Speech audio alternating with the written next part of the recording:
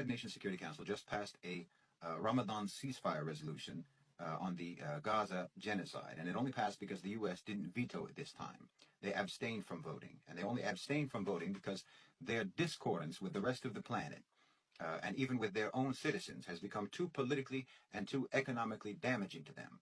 They didn't abstain for moral reasons. They abstained because continuing to support Netanyahu is becoming too costly for them, and because the entire global South, the entire Muslim world, the leadership of BRICS, the Arab rulers, the Muslim rulers, and basically the entire population of the earth have stood united for the last almost 6 months against America committing a genocide in Gaza against the Palestinian people through their Israeli brigade.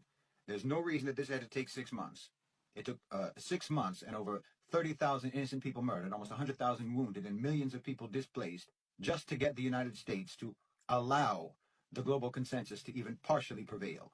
And again, they didn't abstain because they care about any of this, but because everyone else cares about this, including the voters in the United States. And because what's been going on, you can look at it this way. What's been going on has been basically a 12-round fight between boxers.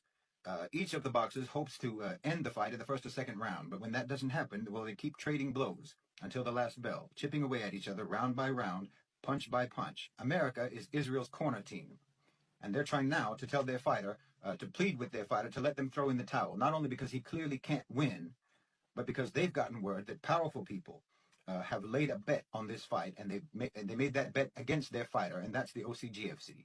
The owners and controllers of global financialized capital have made a bet against Israel and a bet in favor of stability, peace, and prosperity in the region. Every protester, every demonstrator, everyone who has been boycotting Zionist-linked companies for the last 6 months, every individual person who's been posting pro-Palestine content on social media, everyone has convinced the OCGFC that this is the only way forward if they want to successfully transition the global economy to the so-called developing world, to the global South, to the East and to the South.